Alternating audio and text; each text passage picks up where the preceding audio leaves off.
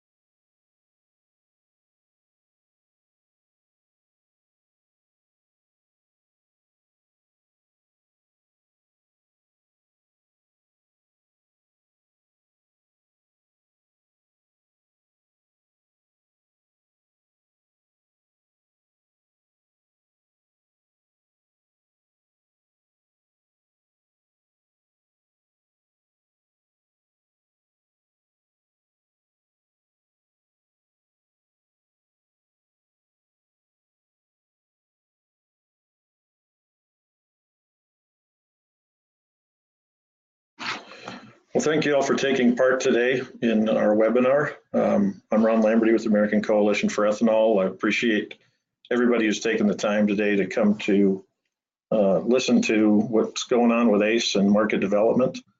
We're just going to start out today. We'll talk about retailers' concerns, different questions they've been asking, and talk a little bit about what we can expect this summer and beyond.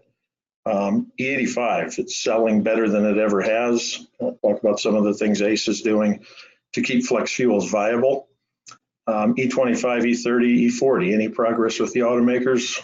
What other approaches can we make to make these blends real? And then we're going to talk about some of the export markets. Where can we go? How fast can we get there?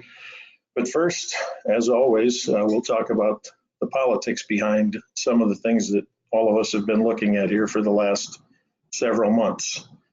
Big one, the RVP and RIN rulemaking. Comment period closed on April 29th. During our fly-in, EPA visited with us and said they would finish the rule before May 31st. That's important, of course, because the summer RVP season starts June 1st, and the retailers need a ruling so that they know what they can and can't do and when they can't do it.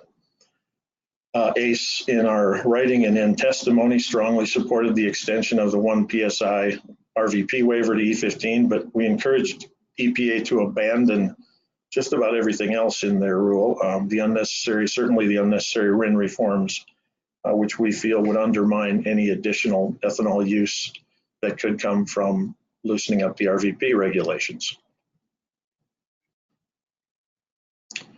I spoke at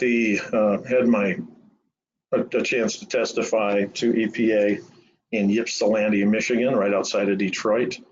Some of the things that I mentioned in my testimony, I thought it was interesting. One of the things EPA did in their rule was that they pointed out that in the 1989 Clean Air Act, their final version of that originally, the 1 pound waiver said, and these are quotes from that, gasoline must contain at least 9% ethanol by volume, and the maximum ethanol content of gasoline shall not exceed any applicable waiver conditions.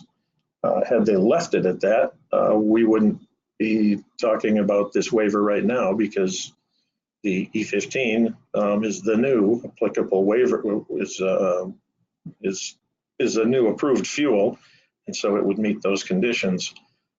They also mentioned too, and I think one of the things that we've seen in media or that people have challenged us with, that, E15, you see some of this rhetoric that comes out, well, E15, they're trying to bend the rules so that E15, a dirtier fuel could come on the market. Now, we all know that to be untrue, because the read vapor pressure of E15 is slightly lower than E10.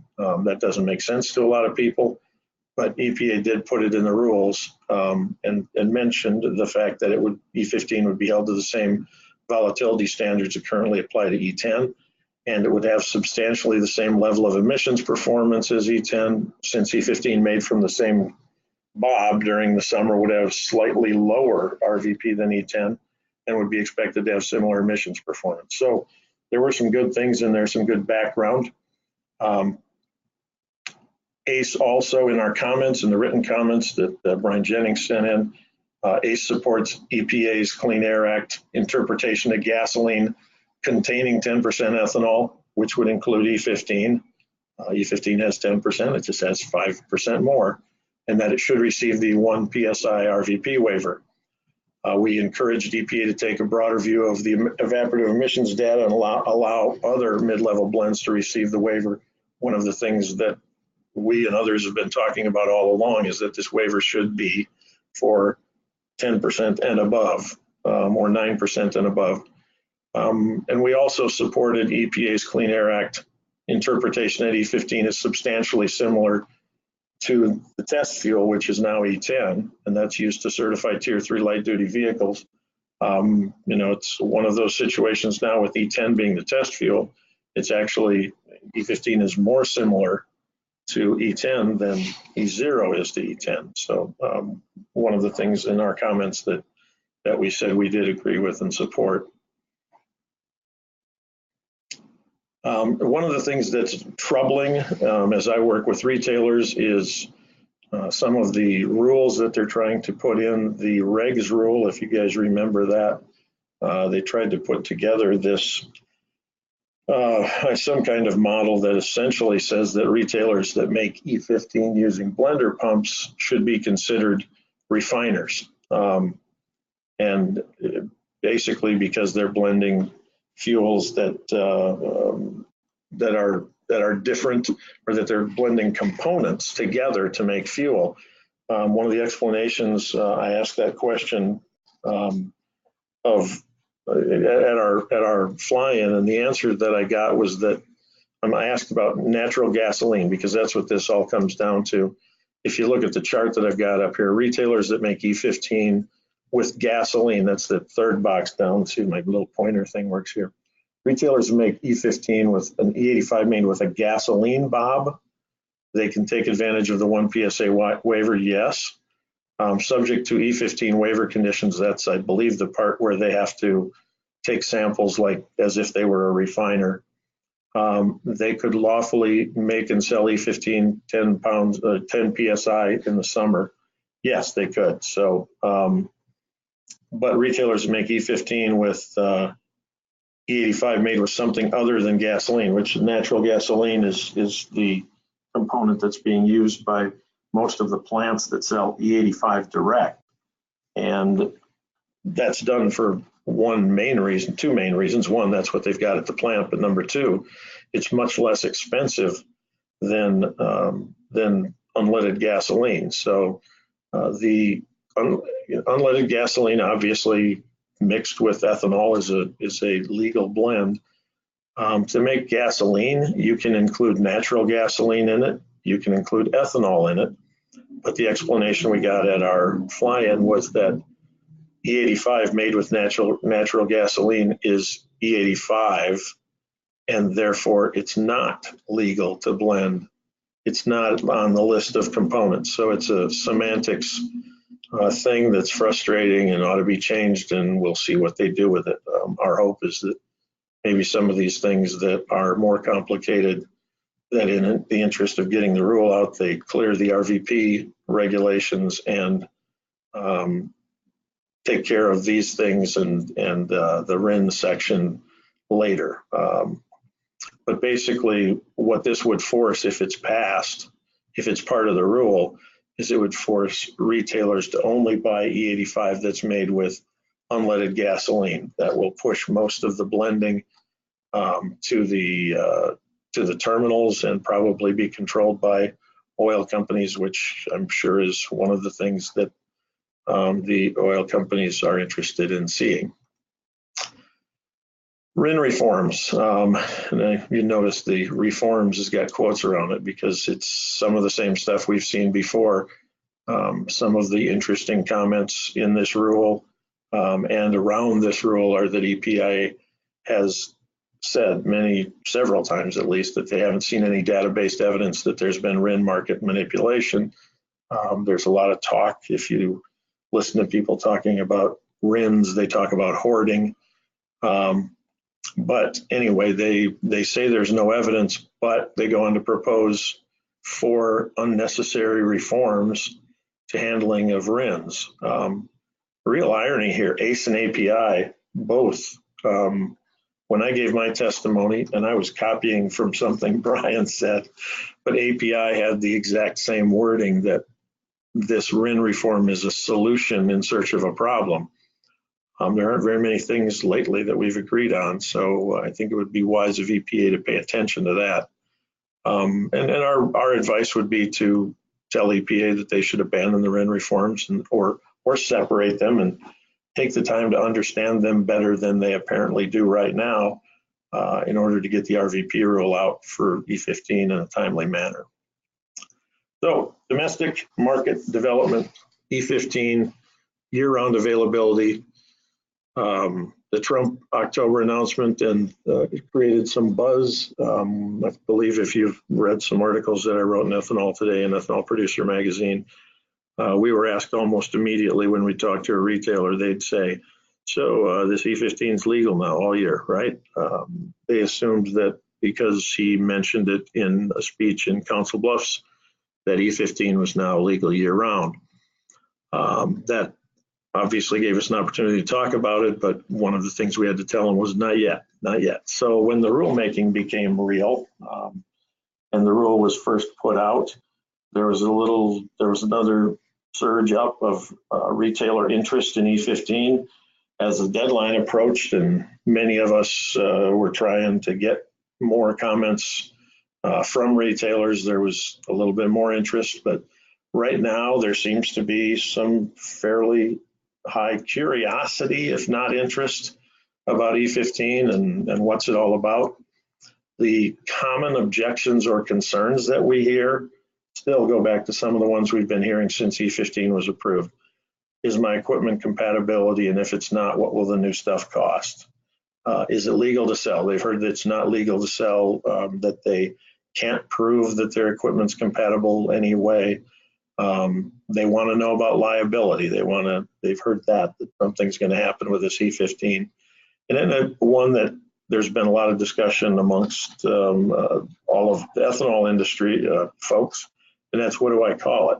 Marketers, unleaded's unleaded, regular's regular, premium's premium, or it might be super. And there's other versions of all those names. But what are we going to call this stuff? E15. And that centers around some of the people who started selling E15 right away, who called it E15, and have found over the years that it doesn't sell as well as E15 because people assume that if it's got an E in front of it, it's a flex fuel. Thornton's was probably the first one that I noticed, and maybe I know that's where Sheets saw it originally, where they started referring to theirs as unleaded 15.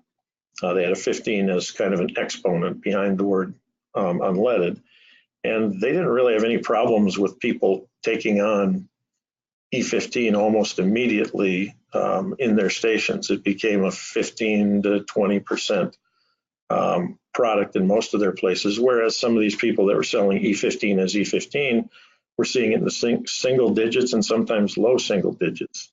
If you've ever heard Mike Lorenz talk about it at Sheets in North Carolina, they were selling around 5%. In Pennsylvania, when they went in and decided to coin the name Unleaded 88, it became in the teens, mid-teens, and some in the 20s. And so that's where a lot of this momentum came from. We've been telling people for a few years now, call it whatever you want as long as you call it unleaded or regular. So now that's us saying that. One of the things that we're trying to point out to marketers is that this is something they can put in fairly easily. This chart, most of the charts here are from the EIA report about octane, but this shows over the years how premium and mid-grade have compared to regular, and regular would be anything that, including E10. But you can see where that red section here that keeps getting smaller and smaller and smaller. That's that 89 octane. Most of the time it's made with premium blended with regular. But there are places where they still actually have a third tank that has mid-grade in it. That would be the simplest way to add E15 anywhere. But even if you look at premium, if someone doesn't have mid-grade, I know you've all heard how premium sales are increasing and going crazy. That graph is a pretty good indication that somebody's definition of going crazy is way different from probably ours. Premium's always been a sub 10% product in most of the country. In the part of the world that I operated stations in most of my life, if you did 5 to 7%, you were probably an interstate location, but it wasn't a great seller. So with those histories, it makes sense that if we're talking to retailers and telling them, hey, this other stuff, this E15, which is a higher octane, but it costs less, it might sell 15 to 20% of your overall sales, and we've got some places where it's the top seller. So that's why when, maybe if you don't get too excited about 15%, when you hear that, if they're selling 15 to 20, keep in mind that this is the history of gasoline that retailers mostly sell, and that it's almost all whatever the regular is, whatever the fighting grade, the low price on the sign is. It's not even really an 80-20 thing, that old business thing where 80% of the business comes from 20% of the profit, or your biggest product sells 80% of the brings in 80% of the revenue. It's more than that with gasoline. So E15 is something that is intriguing to a lot of retailers when they ask about it. Now, because of all this anticipated interest, one of the things we wanted to make sure we did was have as many people who can talk with some authority about E15 on deck and ready to help us talk to retailers who are interested in E15. These are, some photos from a NACS show a couple of years ago. We continue to have retailers come with us and talk to their peers at these conventions, answering their questions. We go all the way back to the thing we've talked about before, the Edelman Trust Survey, that says retailers or people trust someone who's like them, someone who does the same thing. A person like me is always what people check on those surveys as one of the top people they trust. And so in the retail world, we like to have them at the trade shows. And then we also created Flex Fuel Forward website so that, we obviously can't have retailers out talking to other retailers 24/7, but if we record their stories and answer questions from them, then we can put them on a website, advertise that website to retailers, and they have a place to go where they can get information about E15 and flex fuels 24/7, because it's petroleum retailing is a different kind of business. It opens early and closes late, if it opens and closes at all. Otherwise, it's 24 hours. Managers and owners are in those places all times a day, and so we need to be able to have information available for them at any time. This might look different from the flexfuelforward.com site if you've been there before. This isn't what it's like yet, but we're in the process trying to get our new look website up by the end of May, so that all these people who are considering E15 can go there and find answers. These are mock-ups, so they're not necessarily the final thing that you'll see, but the style is going to be the same. You'll notice as you go through here that it's all kind of long and thin, which is in acknowledgement of the fact that most people still get their or still, I guess now most people get their information on devices and tablets and phones. So the layout's going to look a little bit different. But one of the looks we want to have this with this change is we want it to look a little newsier. As you can see here where it says latest. A lot of times those will be stories that we've written recently, but they'll rotate through here so that it appears that there's something new, and it's going to be kind of a commitment from us. We're going to have a lot more information that we can take and put on here so that retailers will be able to get the answers to their questions about adding E15, which will be probably the biggest focus to start out with, because that's going to be what people are coming to the site to see. That's what they're interested in. And so you'll see a pretty heavy slant towards E15 to start out with, but we do have a lot of information about mid-level blends and about E85, other flex fuels. One of the highlights of the thing, which I mentioned the fact that this is a mock-up because the lifelong retailer explaining flex fuels to the EPA, there's Bill Cowser, who's a cattle farmer. So this is a mock-up, obviously, but the sections, if I go back a page up here, Path to Profits, Toolkit, Who's In, and Noise. Those are all the subheads of different sections. Path to Profits is pretty much what it sounds like, explaining the math of E15 and flex fuels to retailers. Toolkit goes through things like, how do you register your fuel? How do you sign up to have the survey done?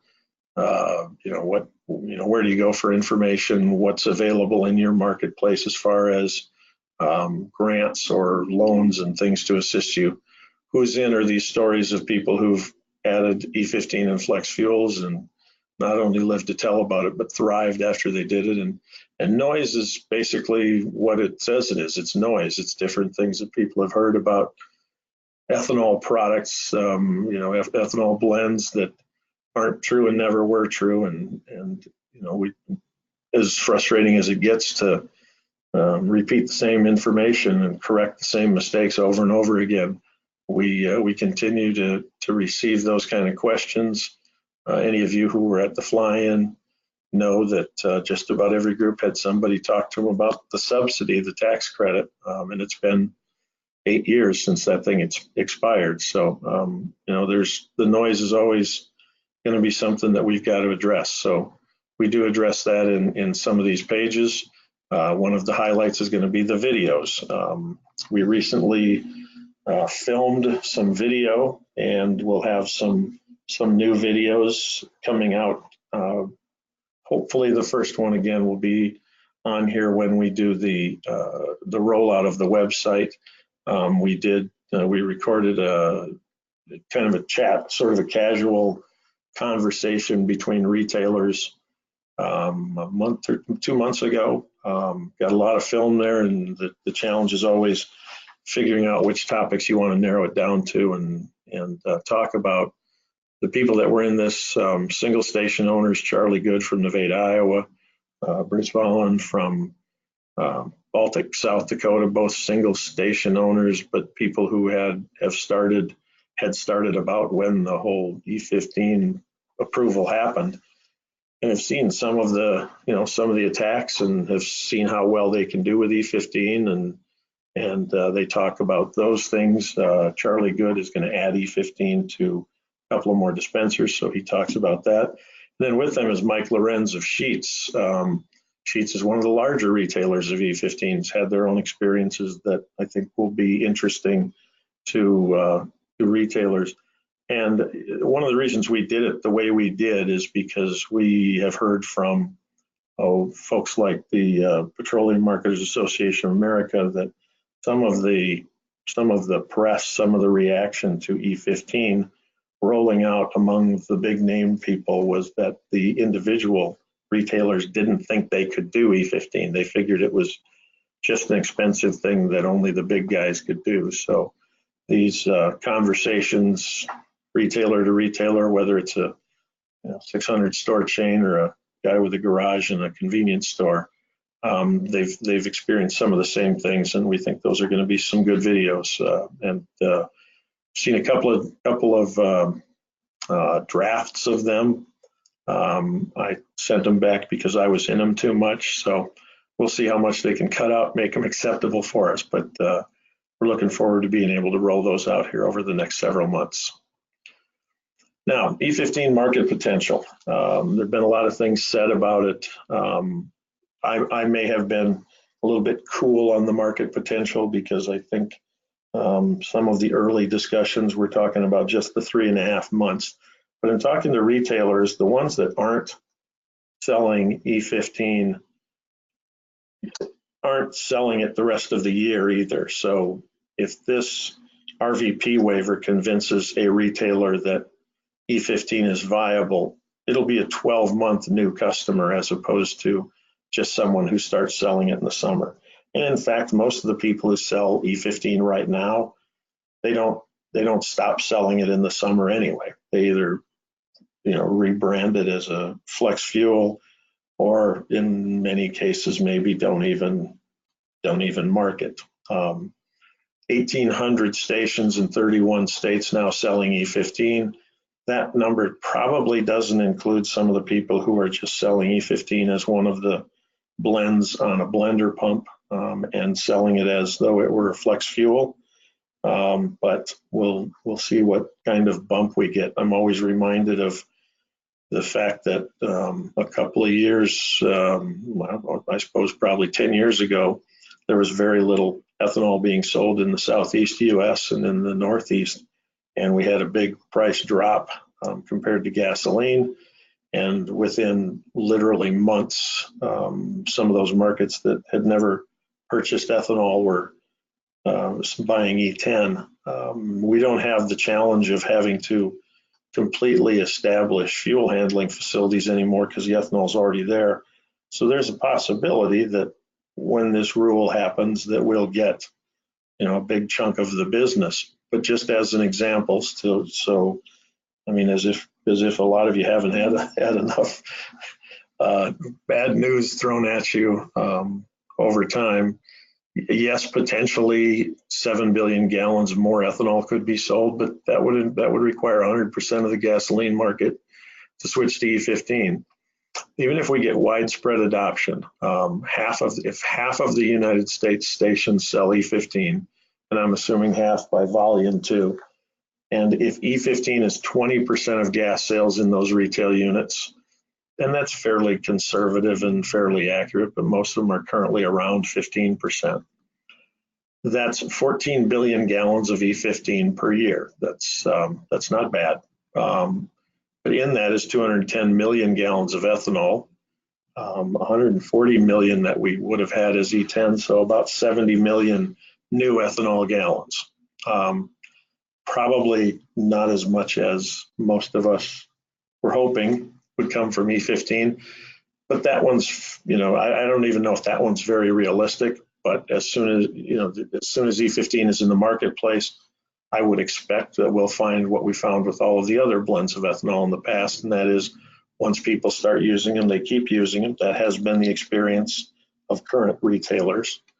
Once they start using E15, they will keep using E15, and others will too. So at some point, we'll get much higher than that 70 million new ethanol gallons, but it may take a little longer than some of us had expected.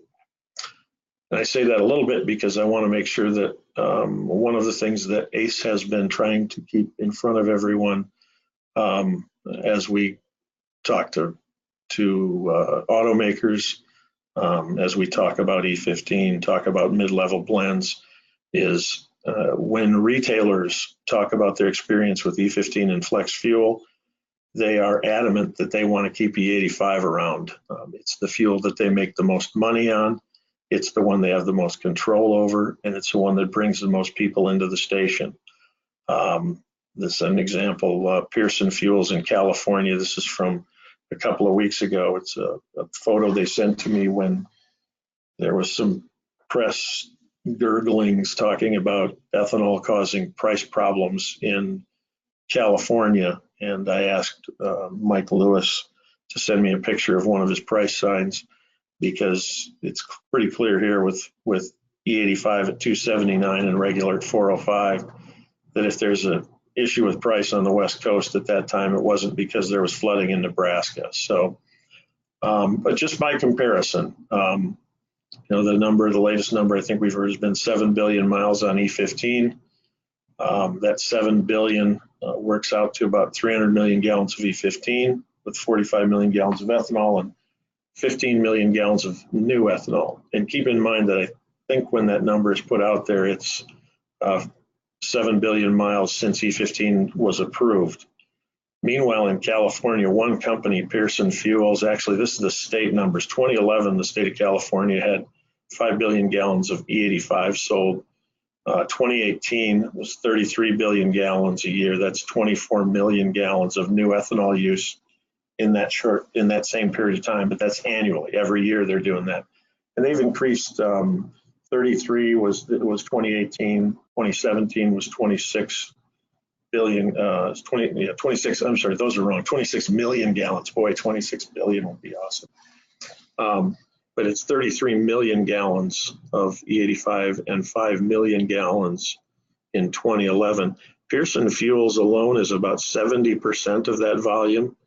So every year, Pearson sells somewhere in the neighborhood of 17 to 20 million gallons of ethanol in E85. So just to keep in mind when you have an opportunity to talk to an elected official or a regulator about E85 or an automaker, it can change our volume pretty dramatically in a small period of time.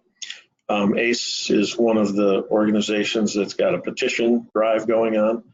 I'm not sure whether you can click on that on this webinar and go there, but you can wait till we get done so you don't miss the rest of it. But we've got a place you can go sign a petition that tells the automakers to keep making flex fueled vehicles. I don't think I go a week without getting a call anymore. Somebody saying, where can I get a flex fueled vehicle? How come, this company doesn't sell any more flex fuels and the kind of truck I want to buy? So I think it's important to remind them that they've changed their tune because of regulations that allow them to get certain credits for those vehicles, but there's still people out there who want to buy a flex fueled vehicle, and we need to remind them that we're among them. E25, E30, E40. As most of you know, E25 UL has 3 specifications for dispensers. There's E10 compatible, there's E85 compatible, and there's E25 compatible. E25 dispensers were tested by UL using E30 and E40. They passed those tests, and now I think they're waiting on one of or several of the pump companies to do the tests again before they will say they're compatible. But what's been shown by those tests is that pumps that, for example, Wayne Company, which sells about 40% of the dispensers in the country, theirs are E25 compatible. As soon as the testing is done, or as soon as there's an approved UL E40 designation, then those tests, once they run through it, they will be E40 compatible. EPA, there's been part of this rulemaking and others trying to encourage EPA to allow E30 to approve it as use as a test fuel, because once they're allowed to do that, then some of the other things that follow afterwards are that there may be credits, efficiencies that can be gained by the automakers to meet their CAFE standards. We continue to work with the automakers on the 98 or 100 RON.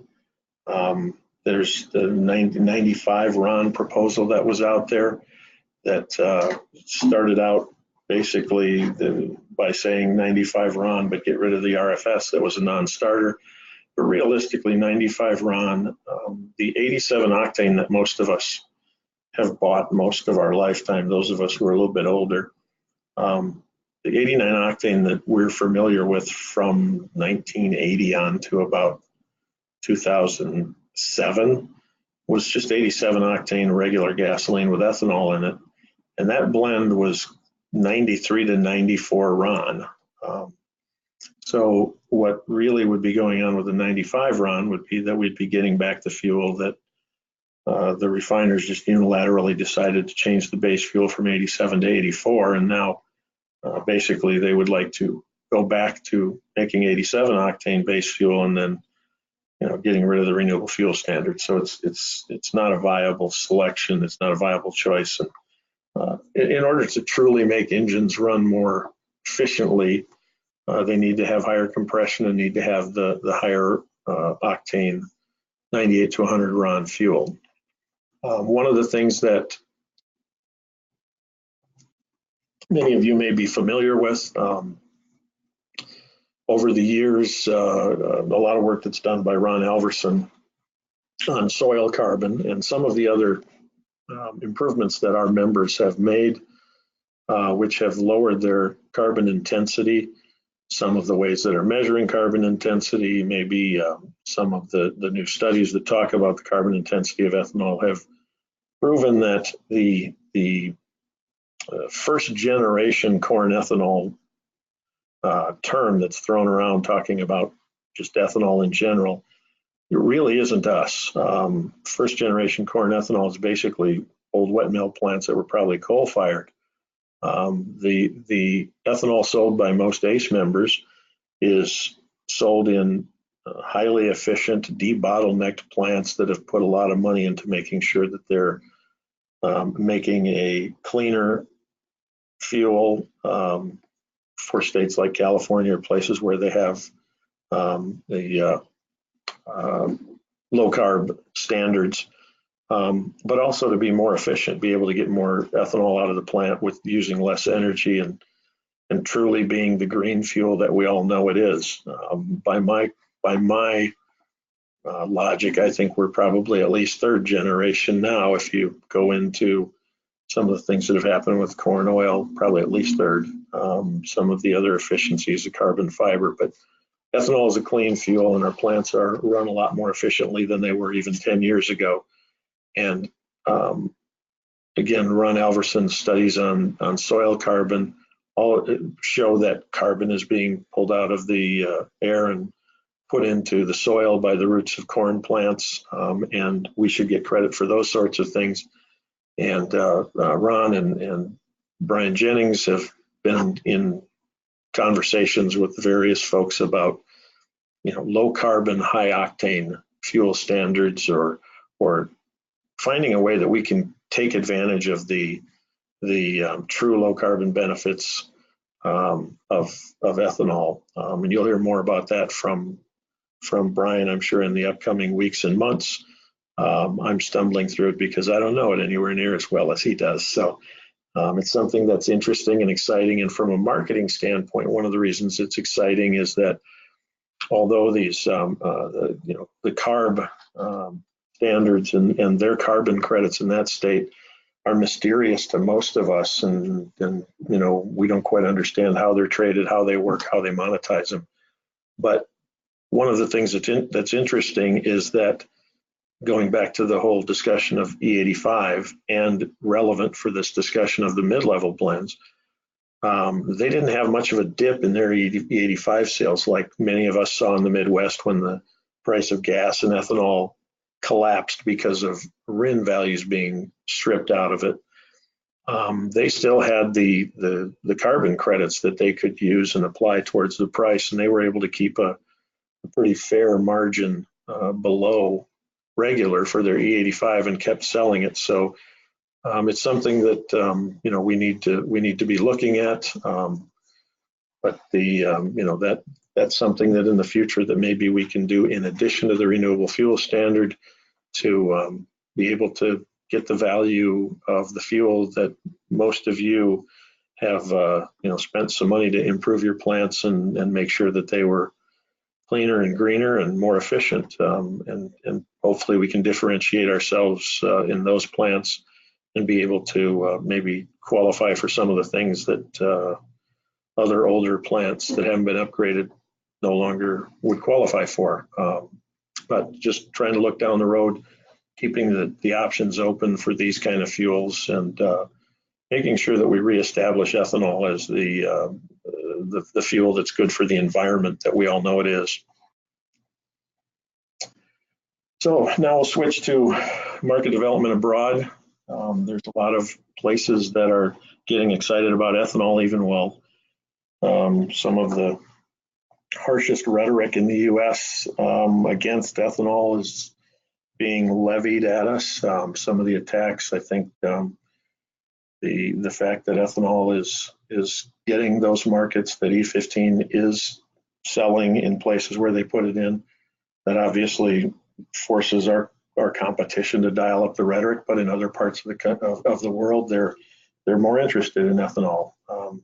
These are from a while back, but the U.S. Grains Council estimated these markets. These are the top 5 that they think are interesting.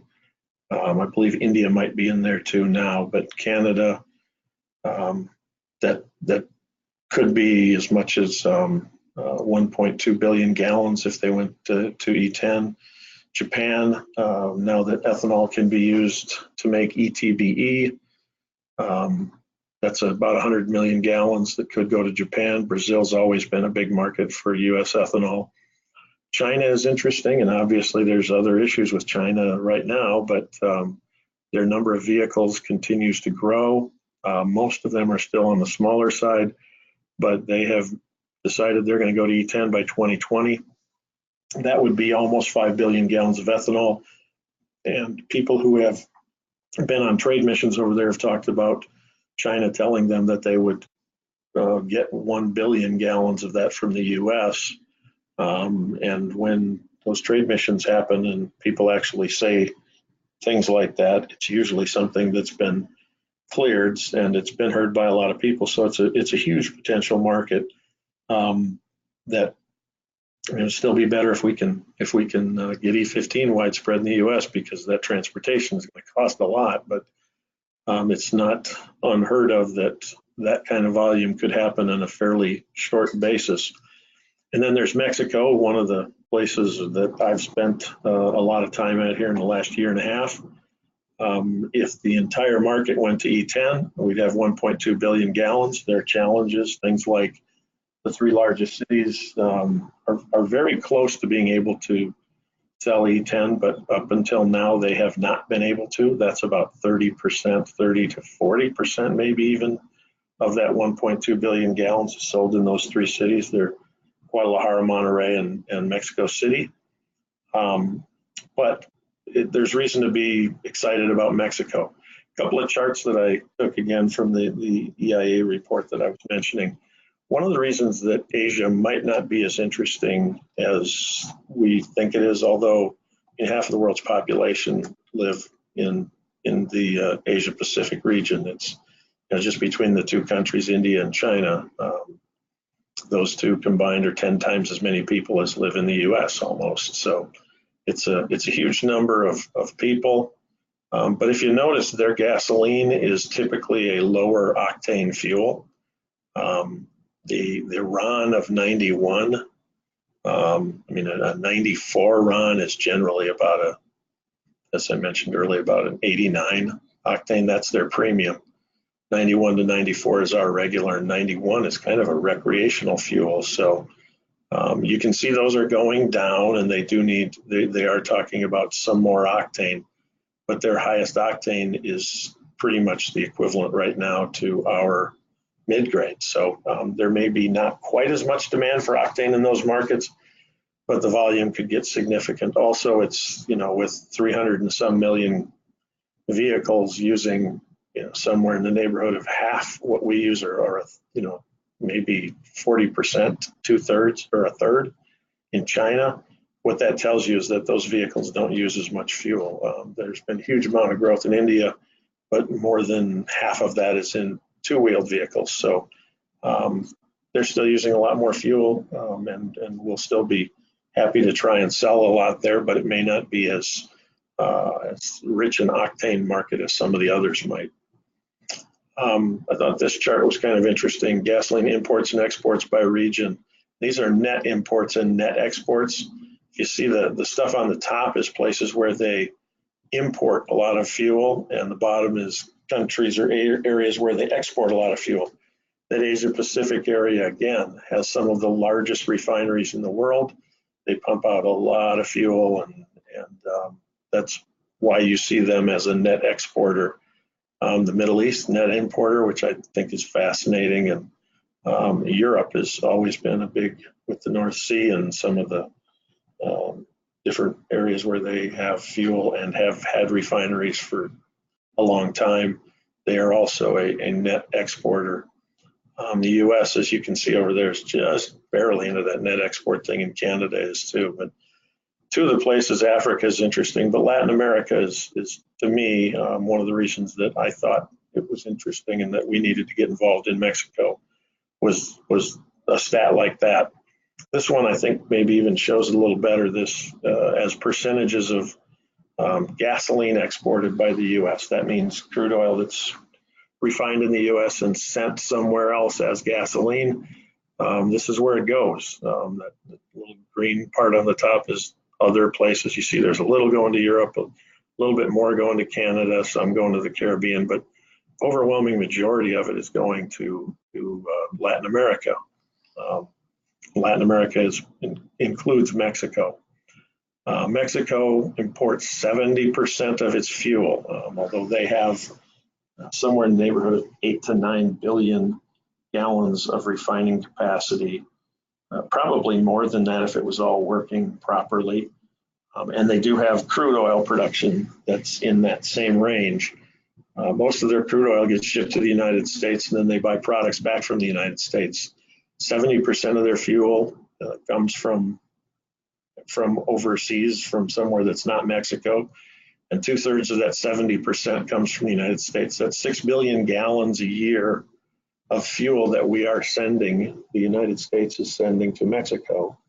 And there doesn't seem to me to be a very good reason that some of that, more of that, won't be ethanol if we can explain our product and talk to some of the right people and get some of that volume switched over to where they're bringing in ethanol as opposed to MTBE or even gasoline. We have been in a partnership with the U.S. Grains Council. In Mexico, the head of their program down there is Ryan LeGrand, who's just named the CEO of the U.S. Grains Council. Great guy to work with. I think he'll do wonders for U.S. grains. I'm excited to see how he does, and I'm sure probably not as excited as he is to take that job on, but I'm really happy to see that he got that big promotion. What we were doing basically, or are doing in Mexico, year one, you just kind of make sure that people can imagine having ethanol in their fuel. It's something, the word they've probably heard, but remember 2016 it was voted on, in 2017 it started. Deregulation of the oil industry.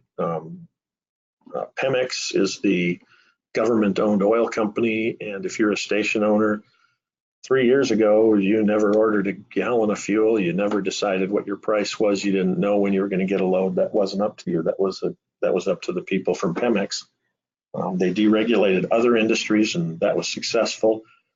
Decided they would take a shot at deregulating oil. It's been bumpy for them, but some of the things that ethanol offers to them is the ability to maybe get some more production out of their existing refineries, because they could do what the U.S. refiners did and build a lower octane feedstock. They probably are doing some of that already because they use MTBE, but MTBE replaces a bigger percentage per octane point than ethanol does, and it costs more per octane point. Year two, we have been talking more about the realities, different examples of how ethanol got into the United States, actual equipment used, what those things cost, how it's actually done physically. Another thing that I thought was interesting, there was never really a wholesale level of operators in Mexico prior to 2017, and in some cases, not even now in some parts of the country. There were no people that bought gas from different suppliers and then supplied the smaller units. Where an individual station wouldn't, in the US, an individual station, unless it was enormous, wouldn't have an agreement with an oil company. They'd have an agreement with someone who buys a large amount of fuel from an oil company and then, enforces their policies on individual stations. That whole layer of business doesn't exist or didn't exist in Mexico. So we're trying to talk to entrepreneurs and people who might be interested in being distributors, maybe of gasoline, but maybe of ethanol, much in the way the splash blenders, like the folks I worked for back in the 80s and 90s, the way we sold ethanol, get rail cars of it, put in a blending facility a few blocks away from a pipeline terminal, and people would come out, and if they needed 6,000 gallons of E10, they'd get 5,400 gallons of gas over at the pipeline terminal, come over to our place and buy 600 gallons of ethanol. That model could work. It's worked everywhere in the U.S. where they started doing it. Hopefully what happens is once that starts working, folks that have the terminals decide that they could do a better job of it and put ethanol into their terminals, and then the whole situation gets better for us, and it makes it easier to blend for anyone who wants to sell ethanol blended fuels. We're excited that in July, in about a little less than, I guess, 2 months, we are going to have a group of Mexican petroleum marketers representing stations. I believe some people from possibly from a pipeline company, not a pipeline company, but a terminal company. But different people who are in different parts of the fuel business in Mexico are going to come and visit us in Iowa. Something Lucy Norton and I have been talking about for quite a while. We will be doing it with the Grains Council. RFA and Growth Energy are going to be partners in it. But we're going to bring probably a dozen to 15 people and take them to a pipeline terminal, take them to a splash blending facility, retail station. I was surprised when I went to Mexico, and granted I was in bigger cities, but I was surprised. I admit I kind of expected their equipment to be old and rotten, not work, old and outdated. But it looks a lot like ours, and so I think having these folks out to see that they can do some of the same things, that they'll see things that look like their stations and know that it can be done where they are. And remember, we're only talking about E10 here. Everybody can do E10. Everybody does E10 in the U.S. So they'll be able to see those things. They'll be able to tour an ethanol plant, a farm, but different equipment companies that'll talk to them about those things. And we're excited because we're going to have ethanol marketers, people who sell ethanol direct to retailers or direct to wholesalers. We're going to have them involved too, and we're going to be able to give these people contacts for someone they could talk to if they want to buy ethanol and buy rail cars or barges or whatever they want to buy. We're going to have some folks that they can talk to throughout the whole trip. If you're a ethanol marketer, get a hold of me. We're trying to line up different times for people to be able to talk to the delegation. It's going to be the week of July 8th, and just give me a call if you want to be interested in it. And then going from there, year 3 and beyond, we make it really real by actually delivering fuel and helping them with maybe their marketing of it, because now we're going to introduce an octane piece in there that wasn't there in the past. They sell 2 octanes right now. So there's a lot of opportunities in Mexico, and it's right next door. And we're already sending a lot of fuel there. We just I think we have an opportunity to sell a lot more of our stuff there too. So with that, I think I'm going to see if I can figure out how to open this and see if there's any questions that people have. On the upper right-hand side of your screen, there's a little box, and there's a place where you can ask questions. I can see that it looks like I've got maybe one. Don't know how to get there. Okay. Um, then I got one question, but if you have a question, go ahead and type it in, and I'll see how many of them I can answer. And if we've got some that aren't answered by the time we get done, because I've yammered on for 55 minutes already, I'll try and answer them, or you can call me and we'll talk. Question is, if the RVP RIN rule moves forward as proposed on June 1st, E85 made with natural gasoline cannot be legally blended into E15. What is the compliance timeline for stores that have E85 in the tank made from nat gas and prior to June 1st and want to blend E15? How long until we can expect enforcement to get involved? I answered the second question first. I don't think they will get involved to start out with. It's EPA was smaller already, and there's been things that they've claimed were illegal that they haven't enforced in years past. It'll probably be something that I suppose I wouldn't expect them to enforce it at the station level. Maybe it'd be something that they'd try to enforce at the ethanol plant level. It's something we haven't thought a lot about. I would think that if they did that, there would be a challenge to it, because ethanol and natural gasoline are both legal. And when you blend, if you take E85 and blend enough of it into E10 to make E15, what you're talking about is 1% natural gasoline by the time the whole thing's done. That E15, that 15% natural gasoline in E85 would be 1%. And even if you sold an E70, you're talking about 2% natural gasoline. And again, as I mentioned previously, natural gasoline is legal as something you put in to a gallon of gas to make a gallon of gas. It's only not legal because it's pre-blended in with ethanol, which of course is also legal. But E85 itself is an experimental fuel, so it's not a legal thing to blend. So it seems to me to be semantics. It's at the same time it's probably it's legalese technically. I suppose they're right, but by the spirit of the law, it seems kind of, I don't know the word I'm looking for, probably stupid. So I'll check into that as far as the compliance. I haven't looked that up. But I would think the thing that would be most troublesome was if they decided that they were going to, try and maximize the number of places they can get with the small number of people, and would go about it by trying to go to an ethanol plant that sells E85 made with natural gasoline, and go after them that way. Now, the truth is, the E85 made with natural gasoline is completely legal, so I don't know what they could do to a plant there. But excellent question. I wish I had an answer.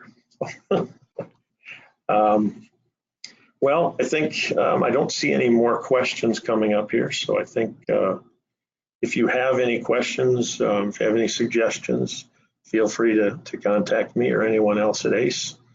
Again, I want to thank everybody for taking the time to listen to what we're doing at ACE Market Development. Hope things are going well for you, and thank you for your support of the American Coalition for Ethanol. Have a good day. Goodbye.